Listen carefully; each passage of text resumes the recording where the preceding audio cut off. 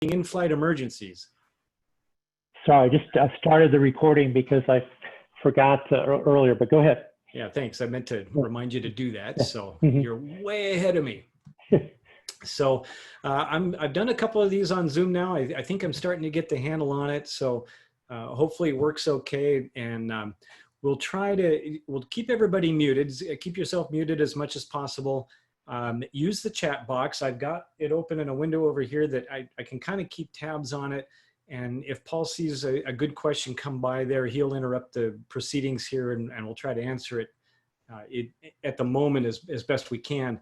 And then towards the end, I can dedicate a little bit more brain power over to the chat box. And right at the very end, we can do a free-for-all with unmuted mics. We'll see how much that craziness gets nuts on us. And we'll give it our best shot. So let's make do with what we've got here and have a little fun tonight, I hope.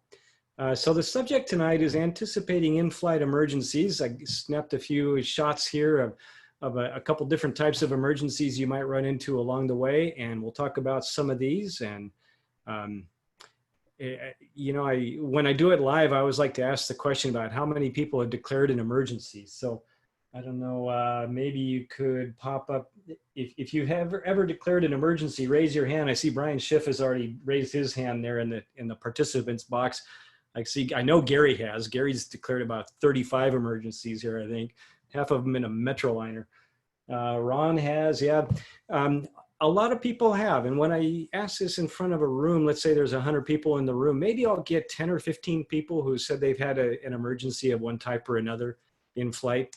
And so that works into another whole continuing discussion. A little bit awkward to do here, but we'll get to some of that later on. So here's what I do. There's my latest picture of me at work in the 787. That one is somewhere around the middle of the Pacific Ocean on my first training flight. I had my training wheels on still with the training captain over in the right seat, coming back from Tokyo. And just about sunset, he had a really nice phone and the lighting was really nice. And so I'm kind of settling into the seat there on that 787, trying to figure out how it works. I did just get checked out in that. I started my training in March. I got my type rating in April. Then everything was delayed a month. The closures started to happen because of the pandemic. I finished my international training in May, started flying right at the end of May into June. And then I flew 2 solo trips, cargo runs over to Korea and then Shanghai, China. And then I bid a leave of absence. So I'm not even qualified on the airplane yet. And already they gave me a 3-month leave of absence. So it was kind of a no-brainer for me to take a little bit of time off at partial pay. And so that's why when Paul asked me if I was available, I knew I was going to be available on the first Thursday of the month. So that pays the bills to do the real flying on my 182 up there. I've only declared an emergency in that one time, and that was actually down towards San Diego. I'd given a talk down at Brownfield and had a rough running engine after takeoff. So I declared an emergency and turned around and landed and found that I had several plugs that were lead fouled plugs. So took a few minutes, cleaned them all out and solved the problem and got back on my way. So here's what we'll talk about tonight. Touch on some of these, some of them a little bit more detail than others. And if questions come up in the box here, then we can handle those along the way as well. And let's see. Yeah, Dave says he had an emergency declared for him once too, and maybe we'll touch on that a little bit later too. There, in the aviation industry, there are 3 different entities who can declare an emergency for you, and the most common one is for the pilot to do it. Sometimes ATC does it, and on really rare occasions, like September 11th, the airlines did it on their own. The dispatcher declared the emergency. So we'll talk about some of these. We'll get into some details and talk about some equipment that you might consider adding to your repertoire. The idea is anticipating these emergencies. When they happen in the heat of battle is not the time to be trying to figure out what you're going to do. It's best to have at least some kind of a rough idea. I mean, you can't figure out every detail of every kind of emergency that you could ever be presented with, but you can think a little bit about the kinds of emergencies and how you might respond, and whether that's a mental process and decision-making and preparation, or whether it's equipment that might expand your ability to detect and respond to an emergency. Either way, a little bit of forethought goes a long way. So I'm going to start with the fire emergency. And this happened to a friend of mine. I was 6 years ago this month. This happened. This is a retractable, obviously a non-turbocharged 182. He took off out of Republic Airfield on Long Island and headed north with a friend of his. He was on his way to go pick up another friend, help somebody out after having some maintenance done. He got leveled at 5,000 feet and everything's looking good. And he looked over at his engine cluster and he got a red light flashing, and that red light told him he just had a new engine monitor installed. Simultaneously, he had a low fuel pressure and a high fuel flow. He went up to over 50 gallons an hour fuel flow, and the fuel pressure went almost to zero. And he said, you know, one of those things I could slough it off and say maybe it's an indication error. But when you have two things like that go wrong, that could be indicative of a real problem. So he turned around immediately and headed back to his departure airport. And he got on the downwind leg, and I don't have a picture of him on the downwind leg, although I dearly wish I did. But this is what the airplane looked like after it was all over. About the time they got on the high downwind leg, he had fire licking at his feet, and they declared an emergency. They landed, and the fire trucks were already waiting. The tower controllers had rolled the trucks out for him. They met him on the side of the runway. They hosed him down and put the fire out, but unfortunately, it was a little bit too late. The airplane was a total loss. And let me tell you, this airplane was beautiful. I had ridden in it the summer before at an event, and it was meticulous, a beautiful airplane, and very, very carefully maintained. And here he was with this situation. And here's what they found in the investigation. This is an aluminum fuel fitting that comes out of a T there. It comes out of the two fuel pumps, one engine driven, one electric driven pump, and they both come into the carburetor there, and that fitting broke. And this broke shortly after takeoff, and it was pumping that fuel. And the way they moved, it was just enough that he was getting fuel, was continuing to flow into the carburetor. So the engine was running fine. The extra fuel, instead of just back pressuring the pumps, was pouring all over the engine compartment, and it caught on fire. So what saved him was he got good instruments and he trusted them. At the first indication of a problem, he turned around and got back on the ground. He made it to the airport in one piece. The investigators said if he'd been in the air another 2 minutes, it probably would have been a total loss of the airframe and all souls aboard. So he did the right thing by electing to cancel that flight immediately. So this brings up the subject of how do you anticipate a fire? And we can train for it. I remember my first flight instructor training me and said, okay, I smell smoke. Where's that coming from? And so I'd start asking questions. Well, does it sound like burning insulation? Does it smell like this? Whatever it is. And then she would feed me the information. I'd ask the questions. She'd tell me what's going on. I'd decide what to do. So almost always with a fire on an airplane, like a boat, is really a bad place to have a fire emergency. You want to get it back to shore, get it back to the land as quickly as you can. And my friend did that in this case and lived to tell the tale.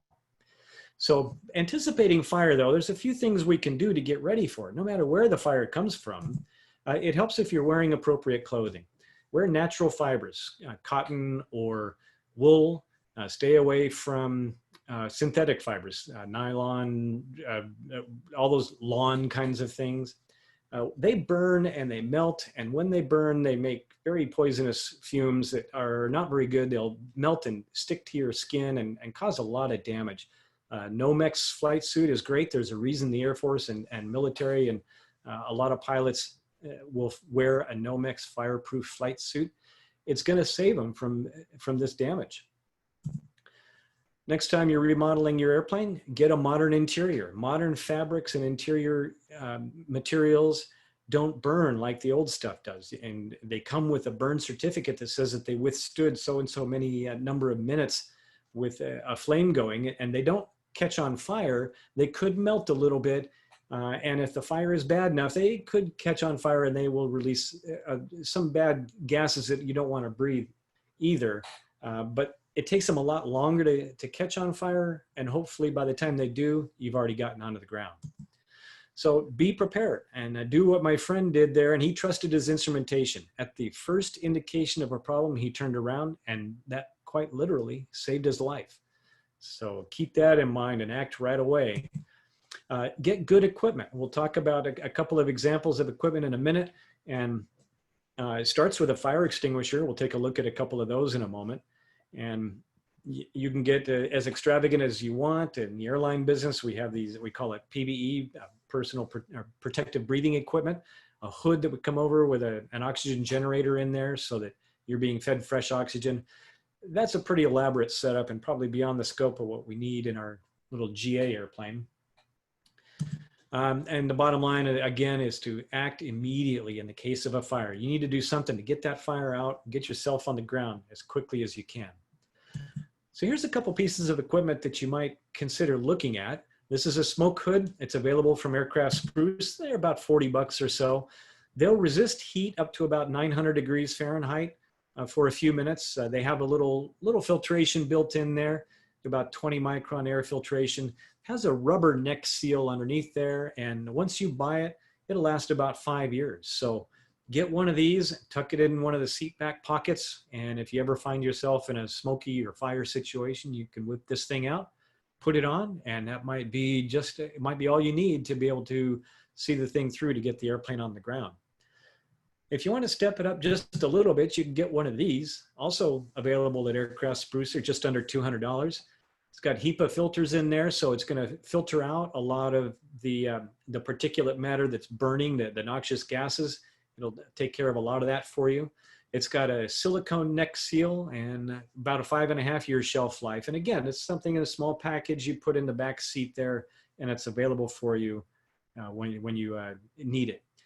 Now, if you ever get one of these things that's expired, that you've got the 5-year shelf life there, if you don't feel like keeping it in the airplane, go ahead and open it up and use it. Practice donning it, see how long it takes you to put it on. And keep in mind, of course, in the airplane when you're doing this, it's moving. You're going to be under a lot of stress. You've got bad things happening to you in the airplane. Your adrenaline's going to be rushing. So it's going to be harder to think and act and do it. So best to practice on the ground. And that's a theme that you're going to keep hearing here. As far as fire extinguishers, get one of these. There's a couple of questions we're going to take a look in here. Do you go with a halon extinguisher or a dry chemical extinguisher? And the general guidance is stay away from the dry chemical. They'll fill the air with particulate matter will cause visibility issues. You get a cloud of a dry, powdery substance in there. Makes it pretty hard to see what you're looking at. Halon is a lot better, and in fact, halon as such is no longer available. It's been replaced by a couple other alternatives, Halotron and some others. Still very effective at putting out a fire. Maybe a little bit heavier than the halon, but they'll get a fire out. Next question is, do you go with a disposable one or with a rechargeable one? And that's basically a personal preference thing. If it's a rechargeable one, you got to keep an eye on that little gauge on there and recharge it every so often. Take it down to your fire station. They'll probably take a look at it for you. We talked about size in my airplane a couple years ago. We've got the medium size one there. This one in my airplane. Let me see if I can get my laser pointer working here. We've got this one on the right in my airplane, and the last time it timed out, we said, well, it's time for a new one. So I was talking with one of my partners, and I said, what do you think about getting one of these little ones? And he says, if you got a fire going on, you want the biggest thing you can throw at it. You can't have too much. So it's kind of like gas in your fuel tank. The only time you have too much gas in your airplane is when you're on fire. The only time you have too much fire extinguisher is after the fire is already out. And you don't know how much it's going to take, and how much is going to depend on what kind of fire you've got going. These two smaller ones are upright units that you have to hold in the upright direction and point it toward the fire. You probably heard the pull the pin and twist the pin and pull it out, and then you can activate the lever to point it at the fire. If you have the one with the discharge hose that comes in the higher size bottles, you can put the hose off to the side, maybe bend it around a little bit, and manually manipulate the hose to get in the fire. And this might be particularly useful if you had something catching on fire behind your instrument panel, for instance. You could get up there with the hose probably a little bit easier than you could get up there with one of these smaller units. At work, part of our training, our training that we do every 9 months involves a fire drill. We go down by our swimming pool area, and we've got a little barbecue thing set up there and a tray full of fire extinguishers. And we do this every 9 months. We whip out a fire extinguisher and we practice putting out fires. So if you have an opportunity to go do this at your airport or at your local fire station, I really recommend you do that. A little bit of experience putting out a fire using these tools is going to be a good thing. And there is an advisory circular. There's always an advisory circular, isn't there? AC 20-42 Delta is guidance that the FAA puts out on the types of fire extinguishers, gives you a whole discussion. It's something like 20, 25 pages, and a lot of good information and detail on it. This talks in the opening paragraph here about getting approval for hand fire extinguishers for aircraft, and that's basically talking about an air carrier certificated type of an operation, an airline. They need approval for anything that goes onto the airplane. And our GA airplanes, you can carry whatever you want. There's basically no rules. You get what you need to solve the problem. All right, so let's move on to engine problems. The engine problem I had was a partial or just a rough running engine. And engine problems come in all different types and shapes and sizes and durations. You can have a partial failure, you can have a total failure. You can have an intermittent failure, you can have a continuous failure. And I think in a lot of ways, an intermittent partial failure is probably the most difficult to deal with because you're never really sure what's going to happen. A total failure is easy. If the airplane says goodnight and just decides it's not going to work anymore, you don't have too many options to figure out. If you got a partial failure, maybe you've got a little opportunity to try to determine what's going on, and maybe you can solve the problem. Let's try this again. Stick your hands up there if you've ever had any kind of an engine problem in your airplane. Gary, I know you've had a whole bunch of them in your Metroliner. You've had engine failure, isn't that Metro yours? Yeah, Ed's got a hand up. Brian, yeah. You know, the one thing I haven't had is I haven't had that at work yet, but I stopped saying what hasn't happened to me at work yet, because the last time I did that, I said, you know, I've been flying 30 years and I've never declared an emergency. 30 minutes later, I was declaring an emergency for the first time. So I don't do that anymore.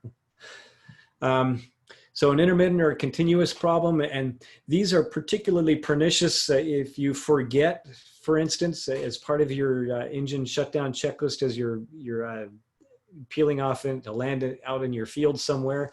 If you forgot to close the throttle, you're going to be on short final, and that engine might decide to take that moment to rev back up again and destabilize your approach. And maybe now you end up landing long in the trees at the end of the field instead of the nice soft grass at the beginning of it. So don't forget your checklists. You can have overheating problems of different types. Bumps in the night, I put that, especially for those of us who fly single engine airplanes. You've probably noticed that anytime you fly at night or over water, say you're going out to Catalina or you're going across the desert to Phoenix or something, you hear every noise that engine makes, every little hiccup along the way. And most of the time it's nothing to worry about, but they do seem to do that kind of activity a lot more when you're flying at night or over the water. How about an engine control failure? Now, that can be kind of interesting. You go to reduce your throttle for landing and say the throttle doesn't do anything. The engine doesn't respond to the throttle anymore. That's kind of a fun one. Fuel issues. We'll touch on all these in a little bit. I'm going to spend a little bit of a deep dive there on that carbon monoxide one. It's particularly pernicious. But with any of these, pretty much the rule number one is don't panic. Fly the airplane. The airplane's still flying, and unless the prop has fallen off or the engine's fallen off and you end up with a CG issue, the airplane itself is still flying. The wings are still working. It's just the engine that's decided to give you a little bit of a problem. So fly the airplane, let the engine do what it's going to do. Make sure you maintain control and don't lose control of the airplane trying to figure out what's going on with the engine. Your next order of business is going to be to find a place to land. Hopefully, as you're flying along, and this begins with your pre-flight planning on the ground, as you consider your route, you're thinking about where might I go if my engine quits at this point, that point, the next point. So you have some idea of what you're going to do along the way. Then when you get in the air and you start flying along, I constantly am looking out the window thinking, okay, I could land in that field or that one over there. I take that river instead of the mountains over there. And I remember I flew to Oshkosh a few years ago with Steve Ells, and we had this conversation the whole way across the Grand Canyon and Utah and Colorado. Yeah, I think I could put it in that field. And we'd probably walk away, but we'd never fly the airplane again. It might get damaged, but at that point, its only purpose is to get us on the ground safely. Once you've found your place to land, let the airplane slow down to your best glide speed. And that's going to extend your maximum range that you can fly to. And again, these engine problems I'm talking about are in the cruise or at high altitude kind of a situation. I'm not going to address the immediately after takeoff situation. If you want a good exploration of that one, go find Brian Schiff's conversation. He recorded on the NAFI website called The Possible Turn. It's an excellent discussion on what do you do right after takeoff. So I'm talking about once you've transitioned into the cruise, the climb or the cruise phase of flight, a little bit farther down the road. So you're going to want to clean the airplane up, reduce the drag as much as possible. This is going to give you a little bit more time to fly and look around for a place to go, and maybe to consider troubleshooting the problem. See if you can find a solution to whatever's giving your engine the grief. So maximize your time available. If you fly an airplane with a constant speed prop, one of my tricks is I pull the propeller control all the way out to low RPM. And in my airplane, when I go from an idle descent with the prop full in, I get about 900 feet a minute descent.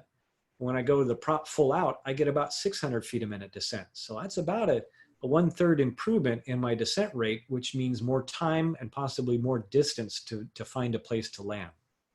So cleaning up is always a good thing. Execute the checklist. When's the last time you got out the emergency procedures checklist in your AFM, your airplane flight manual, or your pilot operating handbook, and read through the emergency procedures section? You should do that every so often anyway. If you come to me for a flight review or one of its equivalents, I'm going to spend a little bit of time in this manual, and that's over and above what's required in a flight review, but I think it's critically important for your airplane to be familiar with the checklists that are in your operating manual. And you should do this sitting in the airplane, so when it says to do something, you can reach out and touch that control or look at that indicator and check where it is. Start building that muscle memory for what to do. And on your way down to your favorite landing spot, there is a good time to troubleshoot. And so we'll talk about some troubleshooting issues you might consider looking at. And if you've got a failed engine or your engine's running a little bit rough, keep in mind there's really only 3 things your engine needs. And those are air, fuel, and spark. If your engine doesn't have all 3 of those, it's not going to run. There are some other issues you could have, some internal types of issues. You could have some mechanical problem that's just not going to make it play today. You could have a lubrication issue. You could have a turbocharger issue. One of these things. But the main things that they all need are air, fuel, and spark. So think about that. And we'll go through this a little bit here. The kinds of, with an air problem, what kinds of air problems can you have? And this is where I really enjoy the give and take of a live discussion is a lot more fun with this. You could have carburetor icing. You could have an intake leak. My airplane and my 182 has sort of rubber couplings there. You could have had one of these couplings break and you lose a great big hole in the side of your intake, and now you're getting fresh air and not a fuel air mixture into there. You could have an exhaust problem. You could have inside your muffler, in your simpler airplanes that have mufflers, there's a bunch of baffling in there. If that baffling were to break off in just the wrong way, it could obstruct the exhaust and back pressure the engine so that you can't develop good power. In that exhaust problems, I might also include turbocharger issues, because our turbochargers use that exhaust air coming out of the engine to turn a turbine that pressurizes the air going in. So if you had a problem in your turbine part of your turbocharger, that could back pressure that and cause whole problems up the line there.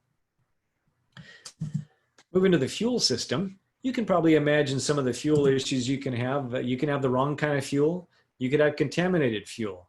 And you know what the most common contamination is of fuel? Air. People end up with too much air in their tanks, too much sailboat gas. And that comes in 2 flavors. You can get starvation or you could get exhaustion. And the difference is that exhaustion is there's no fuel on board the airplane at all, anywhere. Starvation is you got fuel on board the airplane, but for one reason or another, it's not making it into the engine. And this could be a number of reasons. Maybe you just have the wrong fuel tank selected. Make sure you know how your fuel system works, especially I'm easy. I got it easy in my 182. I have a both selector. Most Cessnas do. So you're going to get fuel. If there's any on board, you'll get it into your engine. Most airplanes, especially low-wing airplanes, have a left or right. So you have to remember to switch tanks. And if you don't, eventually you're going to find out what fuel starvation feels like when your engine quits. And it can be a little bit of a surprise when it happens. And I've seen it happen. It can be surprising. And in fact, I've done it to myself. I did it in a Turbo 210 at night over Big Bear one time. Coming back from Las Vegas, I forgot to switch tanks. I found out, and I've never forgotten since. It's the kind of a thing you do one time and then you remember. But a fuel exhaustion or starvation accident happens on average about once a week. And it's so preventable. They almost always happen within a couple of miles of an airport, and almost always that airport is the intended destination. You almost made it.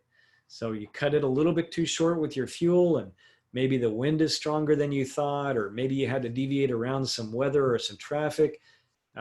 Maybe you didn't have it leaned out as much as you thought you did. There could be a whole host of reasons that happens. But for whatever reason, you ran out. And if you had just stopped a little bit shorter and put some more fuel in your airplane, you'd be a lot happier.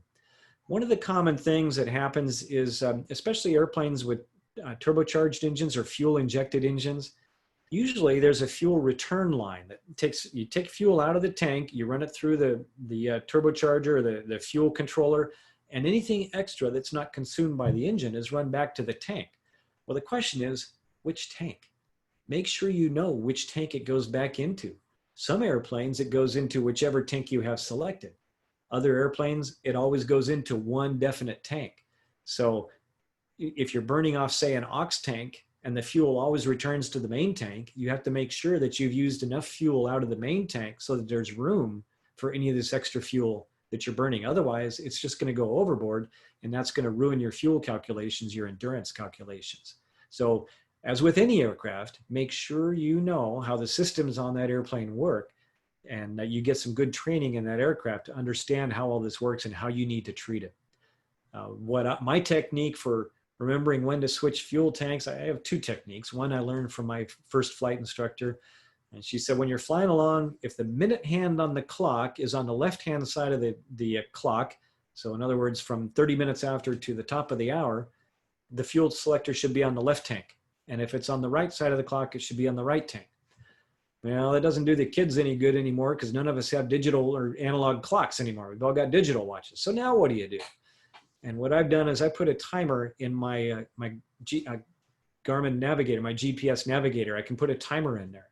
So I put up a timer that comes up every 30 minutes, and it just says, check fuel. And this gives me an opportunity to check my fuel tanks, do my analog gauges, match what my fuel totalizer says I should have, is my fuel selector where I want it to be, is my balance okay? It's just a little reminder every 30 minutes or so to go take a look at that and make sure it's all copacetic. Sailboat gas, somebody loves my humor, huh? So the last element here is spark, fire. We gotta have fire somewhere in that engine. And that's gonna be, it comes out of a magneto. And I'm not a mechanic, and I'll tell you what, I think a magneto is a little magic box. It just takes a little bit of motion, energy, a little bit of rotation, and turns it into a 20,000 volt spark to hit your spark plug with at just the right moment. And it's awesome. It doesn't take any power out of your battery or your alternator to run it. It's self-powered. It's magic. And they come in two different flavors, actually three flavors now. Usually most of our older airplanes have we have two mags. They're individual units mounted to the back of the engine. Some airplanes, like that TR-182 there, has a single magneto. I know some Moonies have this, and some 172s, certain varieties have a dual mag. So this is one drive that comes off the back of the engine that drives two mags. And personally, I'm not a fan. Somebody was just asking about this last week on one of the pilot forums. I think it was a Mooney forum. He mentioned that he had a problem with his dual mag. Well, that same friend of mine with that R182 that had the fire I showed you a little while ago, he was flying on his way to Tullahoma last year and noticed a loss in engine power. And again, it didn't make any sense what was happening, so he landed. He pulled the magneto off and come to find out that single cam was severely worn. He'd lost one side of the mag and he was about to lose the other one. So I'm not a big fan of those. And now we also have the newest thing is an electronic digital magneto. You can put one of these on your airplane. I hear great things about them there. It's a very efficient spark that adapts itself to the operating conditions of the engine. And it's very efficient, very powerful, strong spark, and the engines run and start really nice with that. So you can also have a spark plug or an ignition lead problem. And if you're not sure which you're having, while you're cruising along in flight, you can do a magneto check in cruise. And I do this every so often in my airplane. And if you've got an engine monitor that gives you individual EGTs for each cylinder, watch that engine monitor as you do this mag check. And if you see one magneto or one EGT column going down, all of them should go up. But if you see one going down, that's your plug that has a bad plug or lead. You can't really tell which is which, but that's likely where the problem is. And then when you get on the ground, you go to your mechanic and you say, yeah, the number 4 on the left mag, I was losing EGT on that one, and that can help him solve the problem. Yeah, vapor lock is one. Ingested toilet paper roll. Okay, that's a good one. I haven't heard of that one. If we get time in the Q&A toward the end, I'll be curious to hear that story. Yeah, compression and timing. These are mechanical issues dealing with that magneto. You can get internal wear. There's a capacitor in there that can get old and dry out. There's a reason that they have scheduled maintenance periods on these magnetos. I believe both Bendix and Slick recommend a 500-hour overhaul on that. Now, my technique is I don't do both mags for an overhaul in the same year. I'll do one mag this year, and then next year I'll do the other mag. And my thinking is if you get a bad batch of mechanics going on or the parts that are being installed, I don't get 2 items from the same bad batch back into my airplane. Or maybe I get one and then I can go and fix that one. Acrobatics. Well, David, you'll have to talk about that one. I'm not an acrobatic pilot. I've been upside down a handful of times, but I'm not an expert. So let's take a little dive on this carbon monoxide. You may have seen or heard about this particular story. This was, what was his name here? This is Dan Bass had this happen to him. Max Trescott did an interview with Dan a year or so ago, almost, actually it's over 2 years ago now. Max Trescott does an excellent podcast, and his episode number 90 interviews Dan Bass, who was the pilot on this. He had a severe carbon monoxide event on this airplane. And in case you're not familiar with Mooney's, they have a full-time automatic pneumatic wing leveler. And his airplane had this feature and it was working properly. And the carbon monoxide was so bad that it poisoned him shortly after takeoff. And he completely lost consciousness, and the airplane flew along on this wing leveler in perfectly smooth, stable flight until the engine quit. And then it glided down into that field and it landed just like you see, a little bit of damage to the right wing tip there, but he essentially walked away from this accident. It happened in the evening time after a long day of flying. And he says he woke up and came to in this field and just thinking, how did I get here? What's up with this? At that point, still didn't know that it was carbon monoxide poisoning. The problem with carbon monoxide are several problems. It is the most common industrial poison in the US. I'll show you some tools you can use with this. It's pernicious, it's odorless, and it's colorless. You can't see or smell it. You don't know it's there. And the problem is that it bonds over 200 times more strongly to the hemoglobin proteins in your blood than oxygen does. O2 is what you want. CO, carbon monoxide, is what you don't want. And if that CO does get into your blood, it's very difficult to get it out. You end up with a type of hypoxia, with an anemic hypoxia, which means that the blood vessels or blood cells are damaged to the point where they can't carry oxygen because they're all taken up with this carbon monoxide instead. So as a type of hypoxia, the symptoms often feel very similar to what we think of as normal hypoxia, altitude type hypoxia. One subtle difference though, and we'll get to that in just a second. Where it mostly comes from is engine exhaust leaks. And that was the case on Dan's Mooney there. I understand this is a fairly common problem with some of the older Moonies. I understand typically it's the number 3 cylinder, the exhaust riser, that it must have a particular type of stress installed there. So when your airplane's in for annual inspection, here's your anticipation again, make sure your mechanic pays particular attention to your exhaust system, no matter what kind of airplane you have. It's a dangerous thing, and it's right there in front of your cockpit for our single engine airplanes. And the associated right with that is your cabin heating systems. They're almost always, especially in single engine airplanes, almost always a little wrapper sort of around your exhaust system. And so if you've got an exhaust leak, this is where it's going to come into your airplane. So the symptoms of carbon monoxide poisoning are, as I said, really similar to the symptoms of normal hypoxia. The one difference I'll point out, the main difference I'll point out, is this pinkish skin.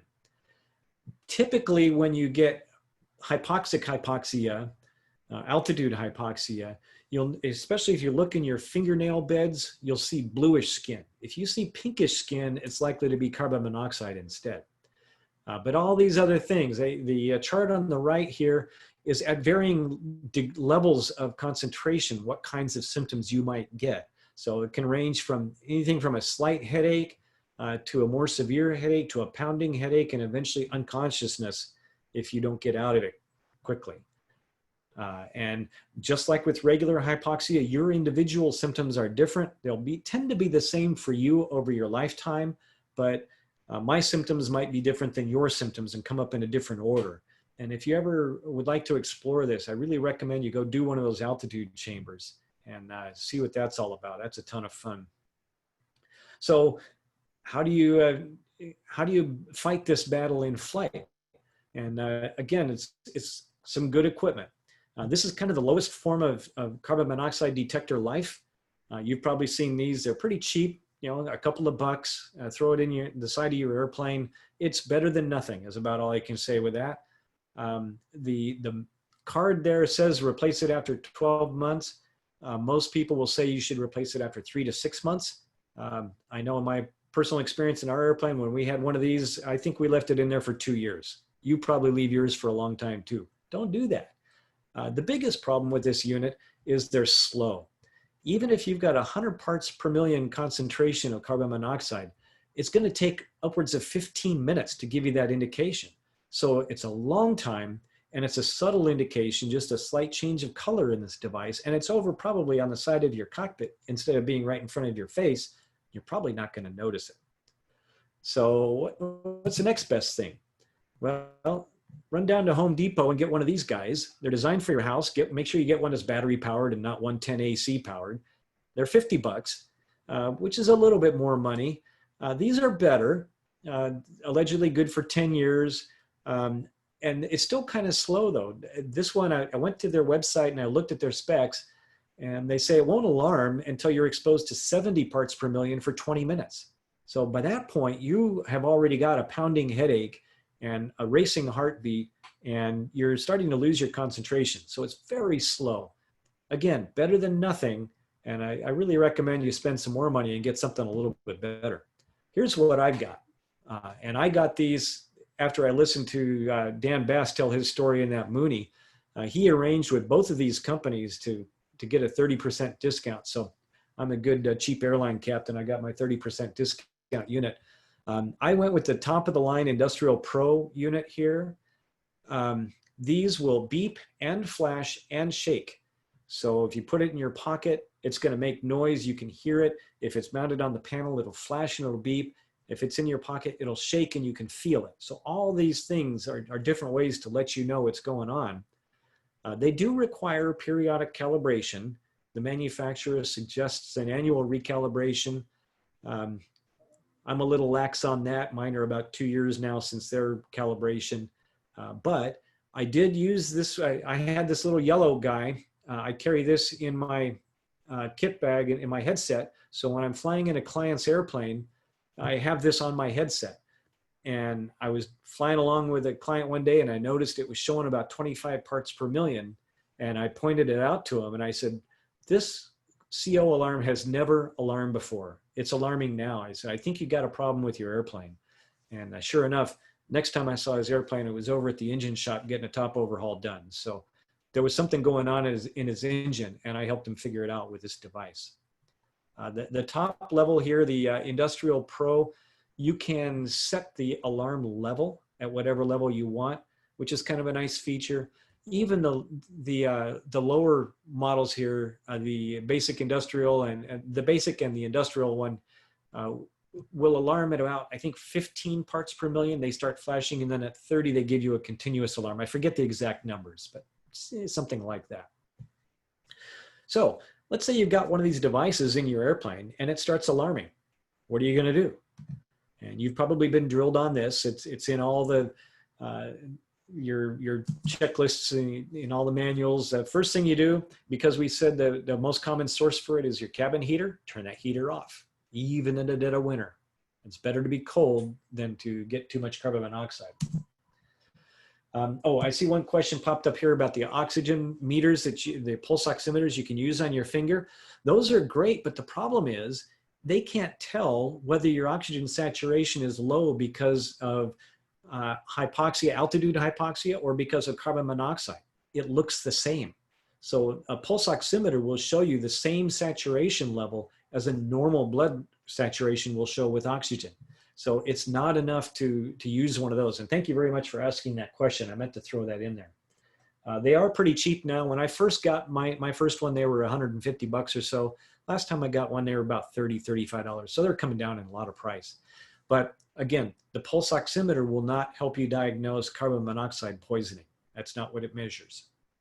So the next thing to do after you've turned off the heaters is open all your vents. Get your fresh air vents going, open your window if you've got one, if you're at a speed and altitude that will allow you to do it. Yeah, good one, Dave. Depressurize your airplane if you're flying a pressurized airplane, because remember the whole idea with pressurization is it closes off the cabin and reduces the circulation because you don't want to let that air out. Well, you do want to let this air out. It's going to kill you. If that air is going to poison you, so get rid of it. Depressurize your airplane. If you've got oxygen with you, go ahead and turn it on to the max and start breathing it right away. And declare an emergency. Tell ATC that you suspect you've got a carbon monoxide problem going on and that you need to divert, and divert to a larger airport that's going to have paramedics on the field. Request to have those paramedics meet you. And then when well, that'll be the next step when you get on the ground. And then the very next thing, of course, is land immediately. So you don't want to mess with this in the air. It's going to take you some time to recover from this anyway, and land right away and figure out the problem on the ground. Once you do get on the ground, now turn your engine off. You're not going to worry if it's bad enough. You don't want to spend the time taxiing it all the way back to your tie down spot. You need to get fresh, clean air right away. And the best way to do that is to turn the engine off. Again, ventilate the cabin. Now you're on the ground, you've already got your windows open and your fresh air vents open. Now it's time to open the door and get fresh air in right away. Hopefully you told air traffic control that you wanted paramedics to meet you. They're gonna meet you out at the airplane. So tell them that you suspect you might have had carbon monoxide poisoning, and they're gonna pressure feed you fresh medical O2 and start trying to replace that carbon monoxide in your blood with the oxygen. So yeah, get you on that oxygen right away. If it's a possibility, I know you got some down there in the San Diego area. One potential treatment is a hyperbaric chamber with a higher pressure oxygen. So that'll help, again, saturate your blood and get the oxygen or the carbon monoxide out, get more oxygen in. This is a potential treatment or what do they call that? A therapy to get you back healthy quicker. Yes, so Robert points out here, yeah, the pulse oximeter can show higher than regular oxygen saturation because of that over 200 times affinity for carbon monoxide that your blood has. So that's all I've got on carbon monoxide. You don't want it, it's bad stuff. The effects can be long-term. So move on to electrical problems. kinds of electrical problems can you have? And these are kind of fun ones. Anybody ever had any of these? Let's see how many hands come up here. Um, I had a little bit of a smoke one time from a piece of radio gear. Um, it can come from anywhere, anything.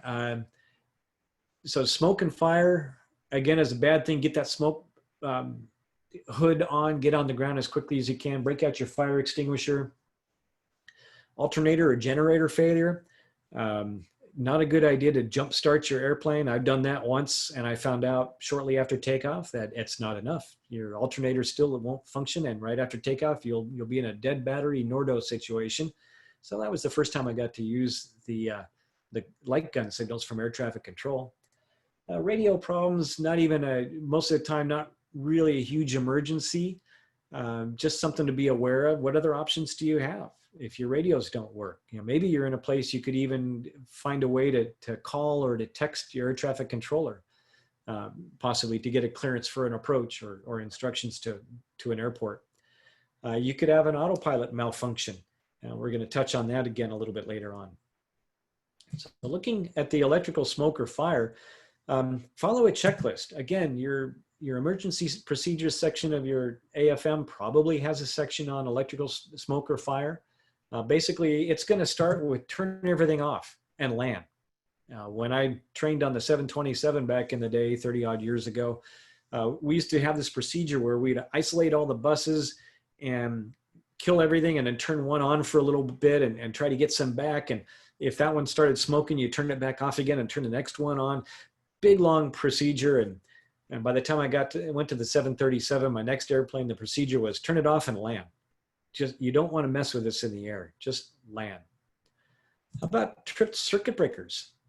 How often do you like to push your own circuit breakers back in again? And I think that's just a bad idea, generally speaking. The FAA does have an advisory circular out that's talking about this, or maybe it's just a letter to airmen, I forget which, but it talks about if you've got a critical flight system, maybe a radio that you need, maybe your IMC and you need to talk on a radio and that breaker tripped, let it cool and you can do one reset on that breaker. If it trips again, don't try another reset. Airplanes have been lost for this. There was a 310 a few years ago out of Florida. It had a weather radar system that was popping the circuit breaker. And one of the pilots had taped this breaker closed so that it wouldn't keep tripping.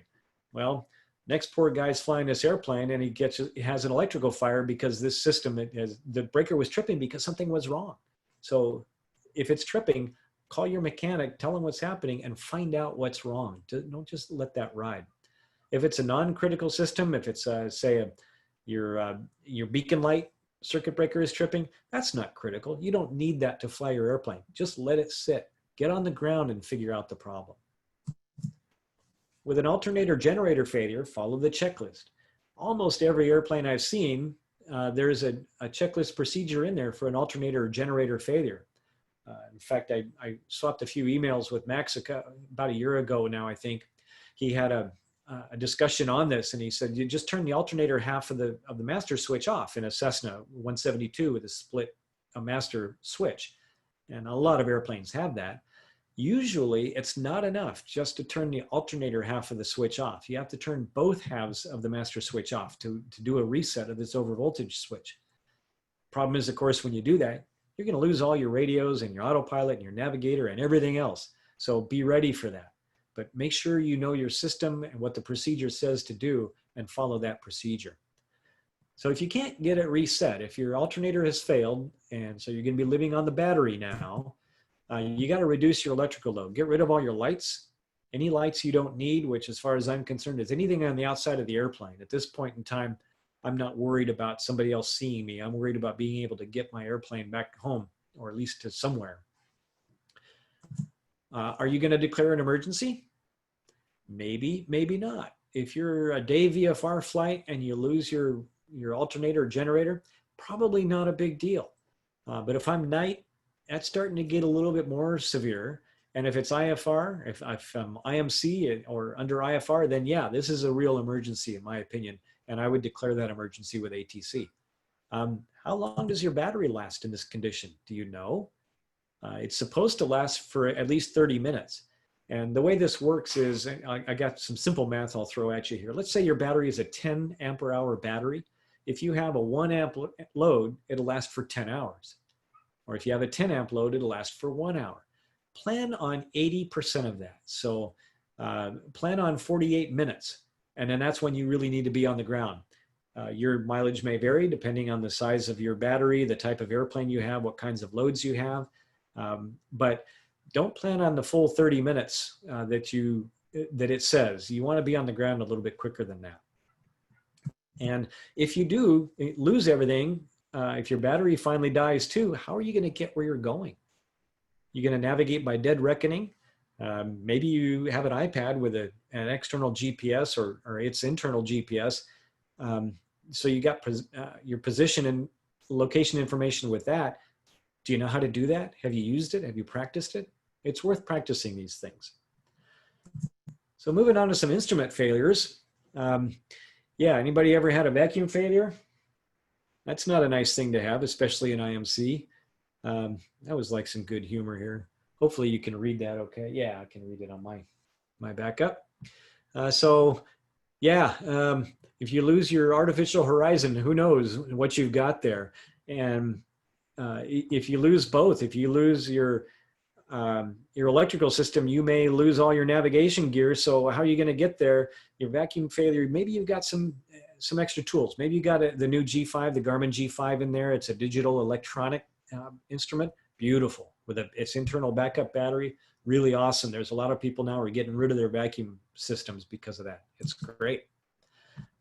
Consider if you lose your vacuum system, if that's all you've got, is that an emergency? And again, it comes down to if you're VFR, night, IFR. VFR, probably not. IFR, you bet that's an emergency. You should declare an emergency and get all the help you can. How are you at partial panel flying? When's the last time you did an approach under partial panel?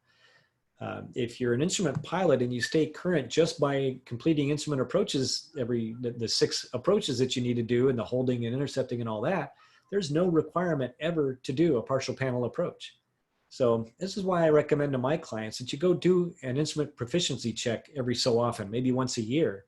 That's one of the requirements for the IPC, is to do a partial panel flying the airplane and navigating an approach. So the more practice you have at this, the easier it gets, the better you are at it. In the perfect world, you've got yourself an external AHRS, an attitude and heading reference system. Maybe you've got one built into the panel. I've got one in my Garmin 345 transponder. It's got one. But I also carry an external one. I carry a dual XGPS 190, or if you've got a Stratus, something like that, it's got an AHRS built in, most of them. And you can pull this up on your ForeFlight on your iPad and fly the airplane with it. And again, practice with that. The last thing let me see if I can pull this up quickly enough here is, you've probably seen the Compass app on your iPhone. If you go over to page 2 of this Compass app, it turns into a level. So you can use this to check the timing of your magnetos. You can use this to check the movement on your flight controls. Maybe you could put this on the front of your instrument panel and fly the airplane with that in an emergency. It might be enough. So when you're in an emergency, you use every tool you've got. And that's another cool one. I'll be honest, I haven't tried flying with that one in the airplane to see how it works, but you never know. So here's what I carry. One of these guys, they have an attitude heading reference system built in, a digital one. And this will feed into your ForeFlight, and that left side of the screen is synthetic vision.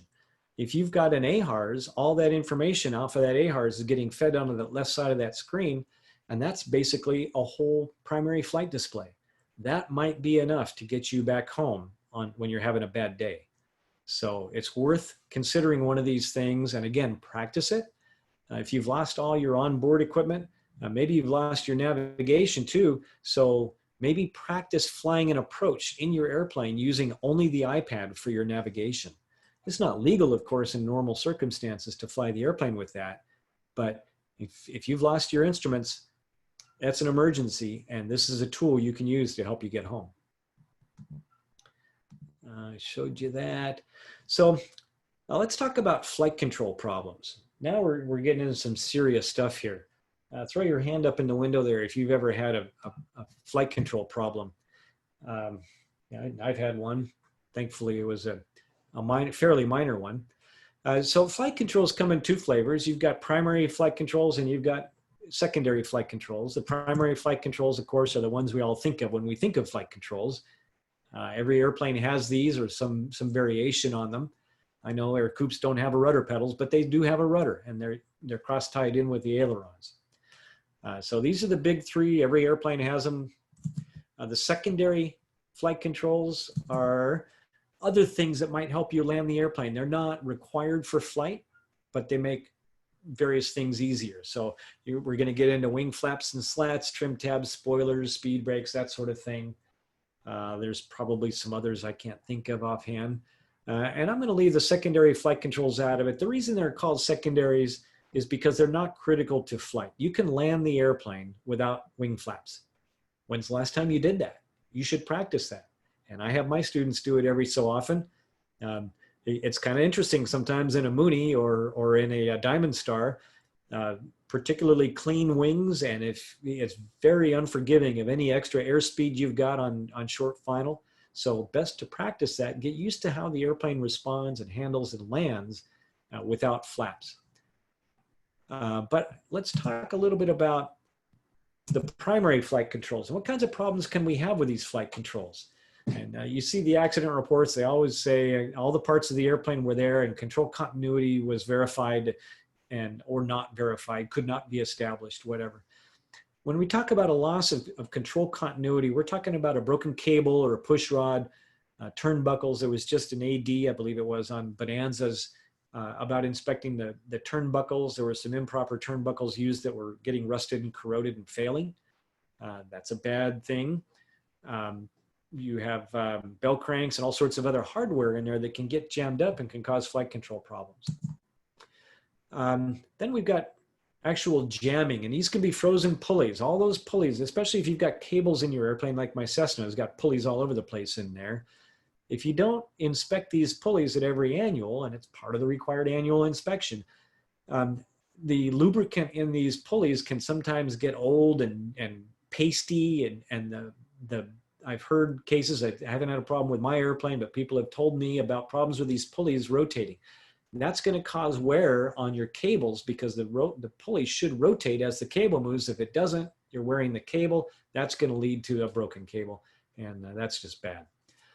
You can get baggage or tools in some airplanes, maybe some just junk and crap back there that can obstruct the flight control cables or push rods and make it so you can't fly.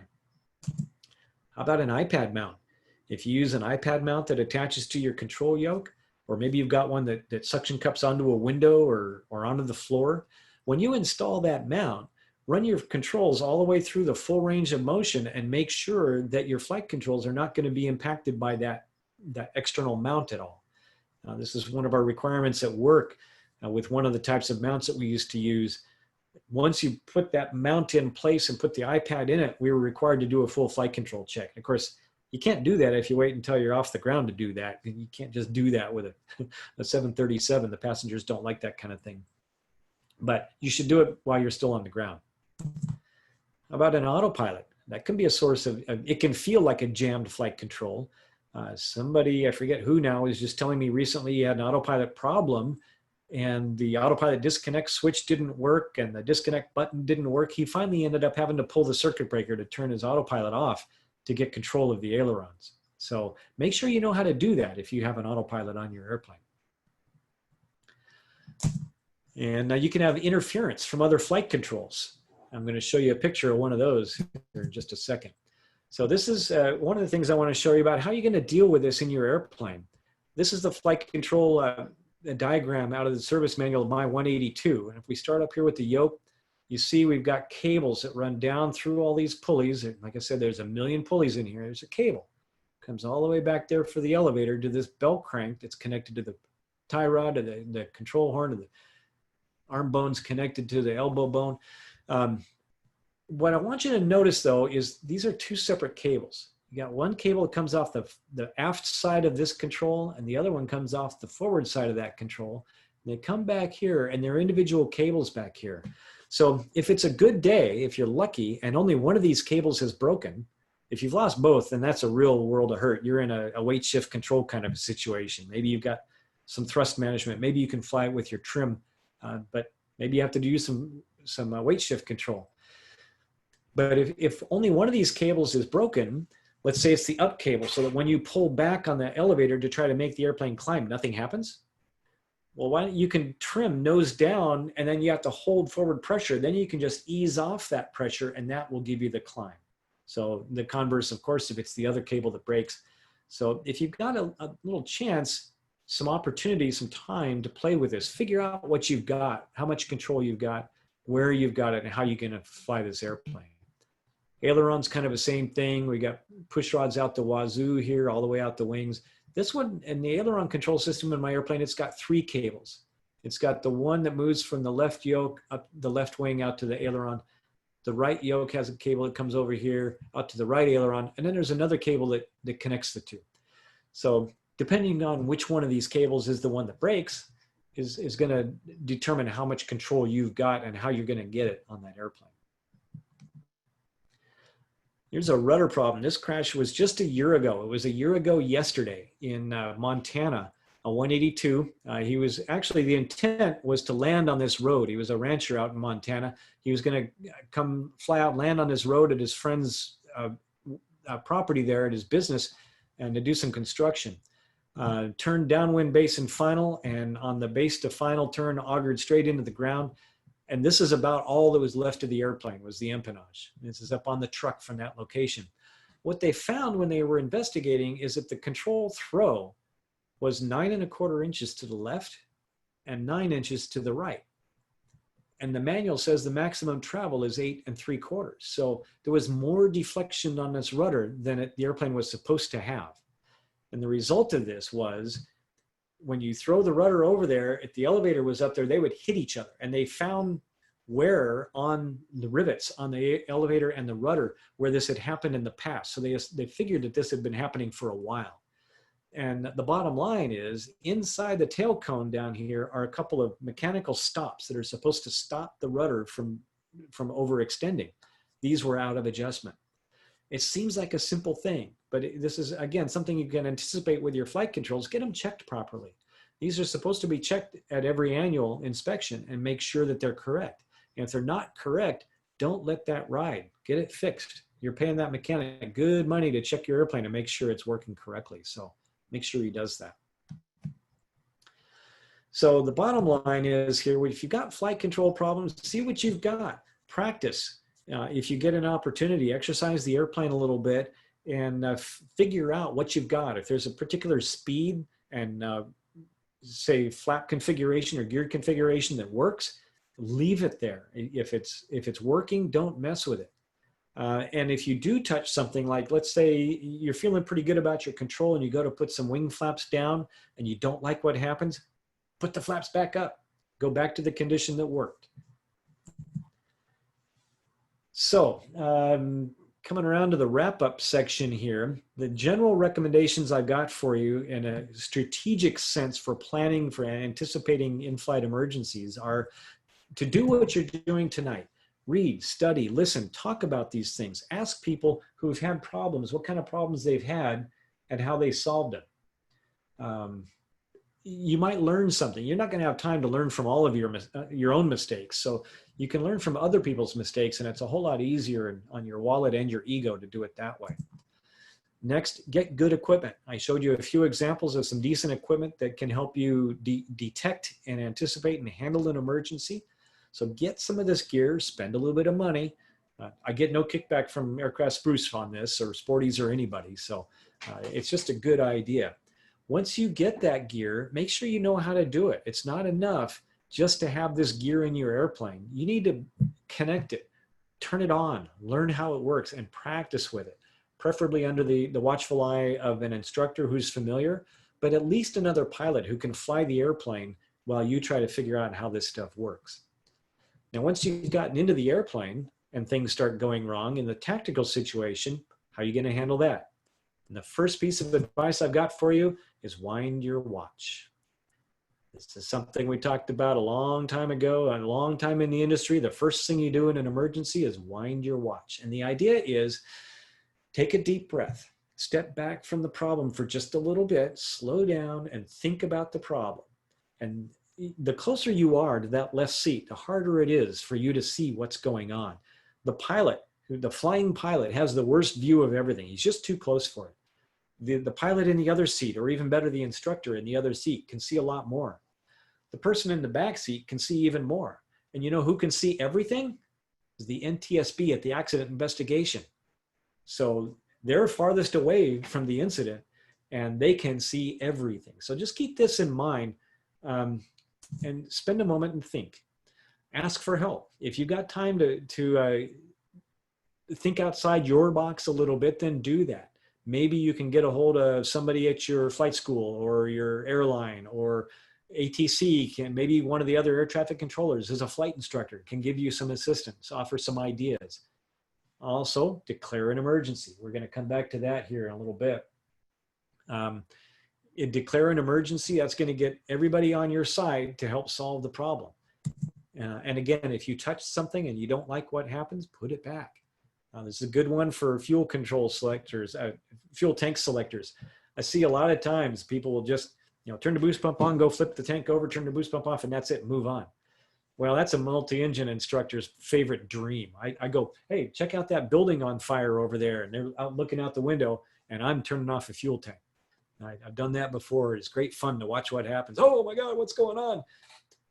And I've seen people switch to an empty tank and then they forget about it. So, but if you take a moment, my technique is I leave my hand on the control for a while, especially if I'm changing fuel tanks. I leave my hand on that control to a good 10 or 15 count and make sure that I'm happy with what happens. And if I don't like it, I put it back. So in spite of all that, everything's gone wrong and you're not able yet to resolve it to your satisfaction. You're in a problem and you're thinking about declaring an emergency. So let's throw our little poll up here again. How many of you have ever declared an emergency? Throw your hand up there in the, oops, pull up the right thing over here. Well, we got half a dozen hands up, a bunch more I know. Trust me, it gets easier the more you do this. The first time I declared an emergency, you'd think it was my first day working a radio. I didn't have any idea what I was saying. By the third or fourth time I declared an emergency, it was like, just another day at the office, no big deal. So do this. How do you declare an emergency? What information do you need to parlay onto the air traffic controller? They're going to want to know SOBs, how many souls on board. They're going to want to know how much fuel remaining. And the air traffic controller wants to know how many hours and minutes of fuel you've got. The CFR, the firefighting people want to know how many gallons you've got on board. How big is the ball of smoke going to be that they have to deal with? But ATC wants time. And that, especially if you're not around an airport, let's say you're talking to an en route controller and something goes wrong, he wants to know how big a circle are they going to have to search in to find you. That's less of an issue now. We got ADS-B everywhere and they know right where you are within about 10 feet. But still, the idea is, how much time do we have to deal with this problem before we have to get you on the ground? What kind of emergency is it? And how much assistance are you requesting? If it's nothing, then tell them, hey, I'm on my own. It's good. I just need priority to the airport and I need the emergency vehicle standing by. Maybe that's all you need. So do it early in the event and do it often. Pretend you live in Chicago and you need to vote. What does this declaration of emergency sound like? And here's the prototype here. And I really recommend you practice doing this. Don't just practice in your chair and say, I'm declaring an emergency. I've done that for years at work, and that was the way we did it in the simulator when we lost an engine. Okay, I'm going to declare an emergency. We'll continue straight out. We're going to come back around and land in a couple of minutes. No, the answer is Mayday, Mayday, Mayday. November 7-7, Oscar, Oscar. Engine failure. Looking for a landing spot now. 2 souls on board. 3 hours fuel remaining. Stand by. You've gotten all the important information out in the shortest period of time. That's what he needs to know. And he knows you're busy. You've got a handful of airplane right now that you need to contend with. And once you get everything under control, you'll be back with him. And meanwhile, he's probably looking up some information. He's looking for a close airport. He's looking for another airplane that maybe can come over and find you, identify where you went. Maybe he's calling the emergency responders on the ground to get them over to your location. So this is what it's going to sound like. I just kind of read that whole thing, didn't I? Engine for a landing spot now. 2 souls on board, 3 hours fuel. That's all they need. So quite often I get asked, do you declare a mayday or a pan-pan? How many of you have ever used a pan-pan? Throw your hand up over there. What's the difference? And it's a little bit of a vague difference here, but let's talk about this pan-pan a little bit. First question is pronunciation. My friend with the mag problem, he said pawn. So I don't know. I'm not a linguistics major. I just fly airplanes for a living. He came out of the sailing background, and he says that's how they say it in the marine world. I don't care. Air traffic control probably doesn't care. It gets the point across either way. But the problem I see with pan-pan is it's a little bit less common. There's a lot of gray area and a lot of room for interpretation about how severe this is, what's the urgency. And the idea is, and this comes right out of the AIM, or the pilot controller glossary, the pan-pan says that you're concerned about safety and you require timely but not immediate assistance. So you've got a second that you can breathe. You don't need to do anything rash right now, but it could become a potential distress condition. So it might get worse. And that's as opposed to a mayday, which to my mind is simple, common. There's no doubt what it means when you say mayday. This is going to get you the highest level of help. And this indicates distress. And the pilot controller glossary has this definition for distress: you're threatened by serious or imminent danger and require immediate assistance. This is going to put you right up to the top of the list. If possible, air traffic controller is going to put you on a discrete frequency. You won't have to worry about any other airplanes or air traffic controllers interrupting anything. You're going to be the star of the show and get all the help you need. So there's a couple advantages, I think, to declaring an emergency. It does several things for you. First off, it gets air traffic control's attention. It gets all these other airplanes out of your way. It allows you to deviate from a regulation to the extent necessary to meet the needs of the emergency. So this is not carte blanche to do anything you want. You still have to be reasonable and consider the emergency that you're in and how much help do you need, how much might you need to deviate from the regs. So one of my cases was a medical emergency, and this allowed me to deviate from the speed regulations. So I ran 300 knots up to the outer marker, and then I slowed down, and we got on the ground a lot quicker. I was at the gate within about 1 minute of landing at DFW, and Gary knows how crazy that was, and Brian, to get to a gate in DFW in 1 minute was crazy. But it allowed me to deviate from that speed regulation to get the passenger. It was actually a TSA agent was flying along, but he was having a heart issue. They had the AED out on him. It wasn't sparking him, but it was bad. But the most important thing is this puts you as the pilot in command in the right mindset that you are having a problem. It's kind of just coming to terms with the first step of fixing yourself is realize you have a problem. Well, first step of that is declaring an emergency. Get yourself in that mindset, accept that you have a problem, accept that you need help. So you've declared the emergency, you've gotten on the ground one way or the other. So let's talk about the aftermath a little bit. What's your job? And your job as the pilot in command, as the owner operator of your airplane, is to preserve the scene. So this is going to come into conflict in just a little bit with the next thing, but you need to keep people, to the extent necessary, or extent that you're able to, away from tearing apart the airplane, destroying the evidence that they might be able to use to figure out what happened. So take pictures if you can. I was involved with an accident involving a glider, and I was asked by an investigator, it was a weekend, I was asked to find a camera and take some pictures. We had to run down to the corner drugstore and get one of those old wind-up cameras. This is 40 years ago almost.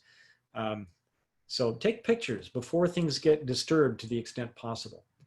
Now this requirement is going to conflict with the aircraft rescue and firefighting personnel's job. Their job is rescue and removal, to get the living people out, get them ready for transport to a hospital, and get any survivors out and apart away from the wreckage. They might have to do some damage to do that. So your job is to preserve the the scene. Their job is to get in and get people out. But nobody's job is to keep you away from it. So if a sheriff or police shows up and they're telling you to stay away, your job, and you have to tell them, your job is to preserve the scene. Don't go near this. I'm authorized. I'm the guy who was here, if you're capable of doing that. So you've moved away from the scene. The most common reason I see that people say that they don't want to declare an emergency is paperwork, right? You're all worried about the paperwork you've got to do. You got paperwork from the NTSB and paperwork from the FAA. Let's take a look a little bit here and talk about what does the NTSB require.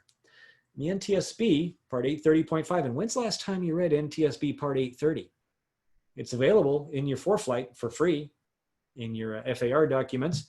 And the last time I remember being schooled on it was when I was a private pilot student. So that's 40 years ago. Take this one out and look at it sometime if it's been a little while. It's a fairly short reg. It's only, 8 or 10 pages, something like that. But 830.5 is what requires the reports. And it says that the NTSB requires a report in a whole bunch of things. I've narrowed it down to a list that applies to us. So if you have an accident, if you have a flight control problem, we talked about that a minute ago. If you have a fire, any of these kinds of things requires an immediate and by the most expeditious means possible a report to the nearest NTSB office. So your challenge is to find your NTSB office and get a phone number and figure out who to make this report to.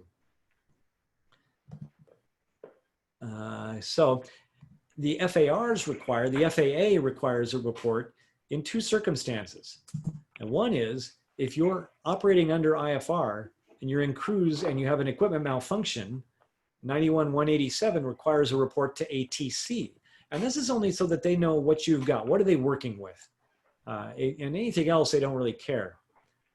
And the only other time that they may request a report is basically when they ask for it, or if you deviate from an FAR in an emergency, they might ask you to do a report. And this is usually going to be a conversation with somebody like Steve Nelson or an aviation safety inspector. Somebody like that might call and say, hey, what happened? And that's what happened when I declared the emergency down at Brown Field for the rough running engine. I got a call and said, hey, what happened? What'd you do? Everything okay? It's all good. But when I ask that question about other people who've declared an emergency, and then that subgroup of people who were worried about having to do paperwork, how many of you actually had to do paperwork and not one has ever raised a hand? So the paperwork issue is a non-starter. Don't worry about that at all. And if you're not a fan of podcasts, this is my favorite one. You really need to check this one out. Max Trescott does one about every week. A wide range of subjects, just terrific stuff. He's one of my favorites. He was our speaker at Fullerton last month. And I used several subjects that he's talked about in the last year or so, it made it into this conversation. And that's all I've got. So thank you so much for letting me come down here. It's good to be in San Diego again. There's my email address. Fling me an email if you got a question. And let's see what we got in the chat box for questions here. Okay, yeah. Peter asked, how do you declare a pan-pan? As somebody else said, the same way you declare a mayday. That's right. It's exactly the same format, except instead of saying mayday, mayday, mayday, you say pan-pan, pan-pan, pan-pan, and then fill in the details. Okay, let me scroll up here to the top and find the oldest one here. And Paul, go ahead and feel free to jump in here while I'm searching for something to talk about here. Sure. The only thing I was thinking that's very similar is critical fuel and emergency fuel, very similar to these as well, with the latter being the same as the mayday or the emergency fuel. Yeah, there's low fuel and minimum fuel, and low fuel means that things are getting low. Not a big deal yet, but it's kind of like the difference between a pan-pan and a mayday. It's heading that way, but it's not there yet. And a minimum fuel means I need to be heading toward the airport right now. Don't let anybody land in front of me. I don't want anybody to disable the runway. No delays. Get me on that runway now. Yeah, there was a Avianca had an air accident like that in New York a number of years ago. 80 some people were killed in that one because they didn't declare a minimum fuel. And that was actually the accident that guided a lot of the language that we now use on fuel. Mhm. Let's see what else we got. Yeah, Dave's asking about in radio problems, high P static, garbled broadcasts. Especially if you're flying in heavily moisture laden clouds, you can build up a lot of static discharge, and this can make your radios inaudible sometimes. What's the answer? Get out of the cloud. It's really about the only thing that works. Try another radio. Get alternator. Cell phone. Not sure what you mean by that one, Jolie. Sometimes you get a little interference from a cell phone, but that's not an emergency. That's just an inconvenience. Dave Hughes, a good one. He had a gear motor in his Bonanza, caught fire in IMC. Danger because it sits right next to the high pressure oxygen tank. Nice. So that's a great little setup there. That'll get your attention. So now you're in IMC, you've got to put some oxygen on or get a smoke mask on or whatever. You got to crank the gear down by hand. Those of you who fly Bonanzas know that that's a non-trivial task here. 50 some cranks on that little crank behind your seat in a real awkward position. Margie Leggett had a lost alternator, so all electrical fail, had to use emergency gear extension. Yeah, you bet. My friend with the fire, that I showed you that fire there, when he had the fire, he wasn't sure if it was an engine fire or electrical at that point. So he shut off his master switch, and it just on the off chance that it could have been electrical. And then he got on the downwind leg just about the time it was catching on fire. He turned the master switch back on so he could use the electrical to put the gear down. And the radio came alive just in time to hear the air traffic control say, "They're trailing smoke. They're on fire. We're rolling equipment."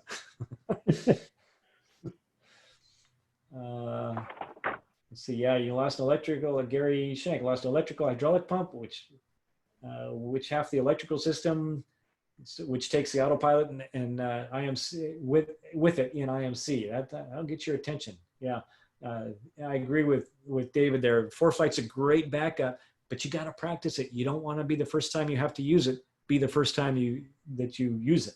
So practice ahead of time. Kevin talks about sluggish ailerons. That can be a couple of things. In the Moonies with that PC wing leveler I'm talking about, that gives a little resistance on the aileron. So it can feel like a little bit like jammed ailerons. Maybe the autopilot's still on. Maybe one of the pulleys in the aileron system is frozen, and that's going to feel like resistance. That can be a symptom for you. An autopilot on berserk and caused a runaway trim approaching a stall. Yeah, runaway trim is a bad thing. Just ask Boeing. They had a couple Maxes lost with essentially a runaway trim. That's a big deal. You got to know how to turn that trim system off. And Kevin talks about a broken rudder cable. Rudder is a little less important, I think. If I had to make a choice about which flight control I was going to lose, I'd probably say rudder, unless I'm in a twin engine airplane. But for single, you guys don't use your rudder anyway, so you don't need it, right? Let's see. Pan condition yellow, Mayday condition red. Yeah, it's probably a good way to think about it. Let's see. You got anything else, Paul? Yeah. Well, earlier during the electrical, someone mentioned that they had a runaway autopilot servo that was trying to stall the airplane. That's another good emergency too, though. Yeah. Knowing how to disconnect your autopilot, pull breakers. Yeah. But no, I think. Oh, somebody did ask the question about that glide ring in ForeFlight and what was that based on? That's programmable. You can set whatever parameters you want. It's based on your current speed and your altitude and what you told it that your glide ratio was. So I have not done an actual test of that glide ring in my airplane. And I really would like to do this sometime. I'd probably do it on some quiet afternoon in an airport that doesn't have a lot of traffic. And I'd fly along until the leading edge of that glide circle got to the airport, and then go to idle power, and then see if you can glide straight into that runway and just validate that number. And so depending on your type of airplane, maybe you need to massage the glide ratio a little bit. It'll depend a little bit on how closely you adhere to the best glide speed.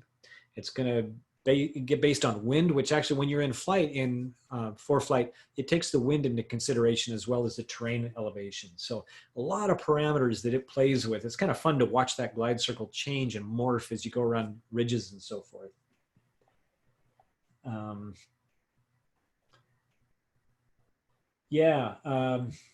Sean points out here, if you do land out, you use ForeFlight and you can mark your position there and get your lat long on it and relay that through another aircraft to ATC, and that way they can find you. That's if you don't have your ADS-B out working, or you don't have your 406 transponder dialed in. That's going to mail out your position right away. Yeah. Mike, I had a comment about the fireproof clothing. Yeah. Nomex is the gold standard, Nomex 3A from DuPont, but there is an alternative. It's a little newer by a competing company. It's called Mod Acrylic. I know Under Armour sells T-shirts that are made out of that. That's supposedly fireproof as well, but the advantage is that it's smoother. It's not as scratchy on your skin. So that's an alternative option. Yeah, I used to wear that Nomex, but it really messed with my complexion, so I stopped wearing it. So. Yeah, that's why I created Mod Acrylic, and that one is a lot softer. Yeah. Hi, Mike. This was Sean. What I was saying is if you actually use the GPS points on ForeFlight, you can actually save that as a user waypoint. So if you fly over areas that don't have airports, you can save that user waypoint as, say, a solar farm that has a possible runway for landing. So if you don't have airports, you can actually save emergency off-airport landings as part of your pre-flight planning. Sure. Yeah, you could put a waypoint anywhere, and if you find some nice, attractive road when you're on a trip somewhere, sure, you can mark that as a user waypoint. You bet. Kevin, we do use rudder. Yeah, I know we use rudder. I'm playing with you. Well, the most common thing a flight, when I was doing primary instruction, what's the most common thing a flight instructor always has to say, says it more than anything else, probably is right rudder. And of course, as an airline pilot, we catch smack all the time from everybody saying, well, you airline pilots fly your airplane with your feet on the floor. You don't even touch the rudder. And that's not true, but it's fun to joke with people about. Let's see. And that's all I see in the chat box there. You want to throw it wide open here? What else we got? I wrote a question. Sure. Hi, Jolie. Didn't see it. So during my commercial training, I was taught to, in my passenger brief, to talk about if we have an off-airport landing or some sort of crash, that the passengers that we should meet at a designated spot if possible. So maybe, so many yards from the airplane, in front of the airplane, et cetera. And I just wondered what you thought about briefing our regular passengers, not our, commercial passengers, for some sort of a brief for, if we do land off airport, not only how to exit, but where to meet up. Yeah, how to exit is a big one. You must have had a pretty good flight instructor for that commercial training if you got that kind of level, didn't you? But the only problem with that is it's so different every time. You're left with what the situation is in that moment. And I'm thinking about things like, at work, we had a 767 with an engine explode during the takeoff roll. And the crew is briefed ahead of time to take these kinds of things into consideration when you're selecting a place to meet. And generally, especially in the case of a fire, you want to be upwind because that's where the smoke isn't. Smoke's going the other way. Away from the fuel tanks. If you got a fuel spill or something, then you don't want to be where that is. And I fly a Cessna because I got a high wings, so it's a great place. Maybe you can build a shelter out of that once the smoke is cleared. And the kind of terrain that you're in when it happens is going to play into it. There's just so many variables. It's hard to give a good one-size-fits-all kind of briefing on that. But certainly something to think about. If you do find you're going to land out and you know what kind of terrain you're going to land out in, a field somewhere or a river or whatever, I always include when we're in our PFDs, if I land in the water in my airplane, I'm going to be upside down because it's a fixed gear airplane. They usually flip when you land. And don't open the vest until you get outside. This sort of thing is part of your pre-flight briefing. Hopefully that answers your question. I hate to be so vague, but What else we got? Let's see, we got Barry's got a hand up. You figure out how to unmute yourself, Gary or Barry. And if not, you can throw something in the chat and maybe we'll find it. And let's see, Don Martin is next in that list. And if nobody's going to unmute yourself and pose your question, then we're going to skedaddle. Paul's the boss on that. Whenever you pull the plug, Paul. I have a question or comment about the runaway trim. Sure. Yeah, so I think it was Alaska Airlines that crashed, I don't know how many years ago, but it was somewhere off the coast of Oregon or Washington. And I believe they had a runaway trim to go trim up. And what you can do then is you just bank your airplane. That at least will buy you time without you constantly going up and down and or running out of airspeed. Yeah, and I think your landing will get really interesting with that. The Alaska one was a DC-9. It was right off of Point Mugu. And what happened in that, it wasn't a runaway stabilizer trim. It was a failure of the stabilizer trim actuator. And it basically disintegrated. They were using the wrong kind of lubricant on it, and the whole mechanism just broke. So they lost control of the stabilizer, so they lost control of the airplane.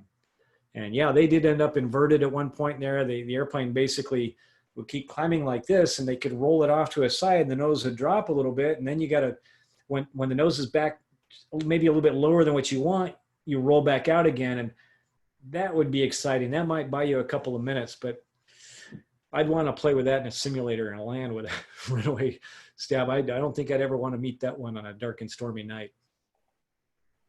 And what we learned from that, number one, is use the proper lubricants on your airplane.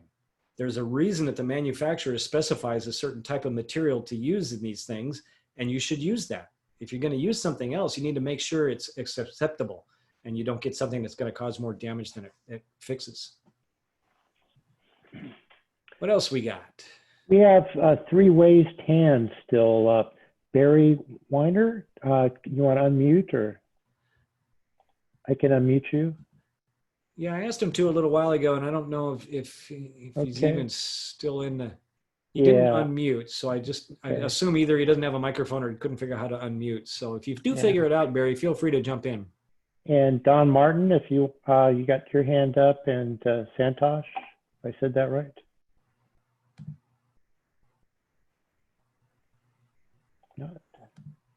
Not seeing anybody unmute. Santosh already asked one question or a couple questions there. So. Okay. I'm sorry, I forgot to put my hand down.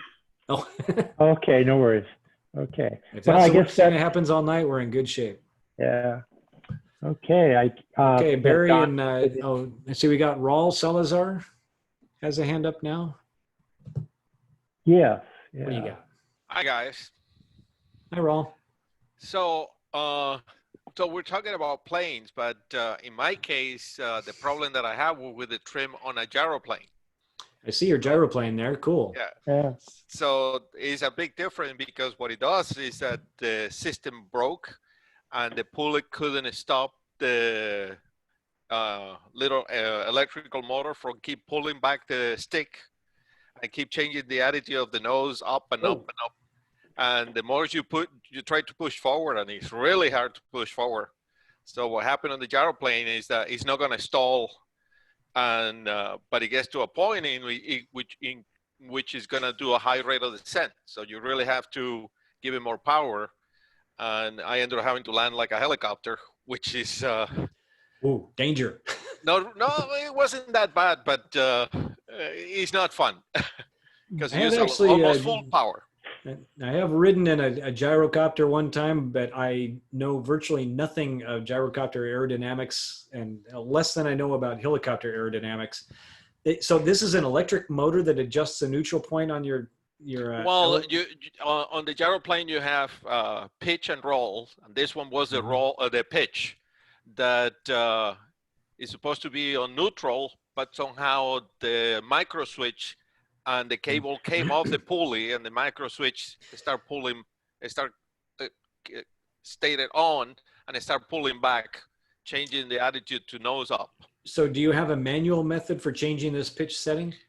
Well, usually you do because you can override the pulley by pushing the stick forward. But in this case, because the cable came off the pulley and the micro switch broke, Murphy's law, Yeah. now you got to push with both hands. That's a problem with rotorcraft, is that Murphy seems like a lot bigger player a lot of the time. Yeah, And then the danger with the gyrocopter is that the main rotor isn't powered. You're auto rotating full time, and if you pitch up too much, you lose the airflow through the disc, so you lose the disc rate speed. And no, you lose it's never going to happen unless you have negative G. So what is going to happen is that you can go to 0 speed, and what you do is you get a vertical ascent, and you get the same rate of descent as one of those parachutes on World War II, the big round ones. It will be 1,200 feet per minute. That sounds sporty to me. Yeah, but it's different than a helicopter. You're always in a rotation, so. Yeah. Call me a wuss and say what you will, but I like my lifting devices to be firmly fixed. So. Well, no, I like the rotary. It's awesome, and it's one of the things I love about aviation is there are so many different ways to do it, and that's just another one. It's just awesome. So, thanks. Interesting question. Interesting problem. Oh, very good. I think we're at an hour and 40 minutes now. Egads. So, wow. So if there are any last minute questions, we're going to call a wrap. Any last requests? Last requests? Okay. Can you start from the beginning and talk faster? Nobody wants to see that again, especially me. But on that very topic, if anyone wants a link to the recording of this this video session, it's recorded. I'm going to end the recording now. And